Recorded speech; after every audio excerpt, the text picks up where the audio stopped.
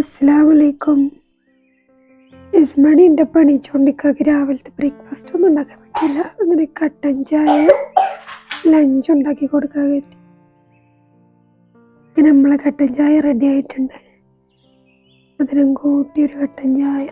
മധുരം അങ്ങനെ ഇഷ്ടമല്ലെങ്കിലോ കട്ടനിൽ നല്ല മധുരം വേണം. രാവിലെ എൻ്റെ പണിയിക്കണ ആളെ കണ്ടോ? Good morning.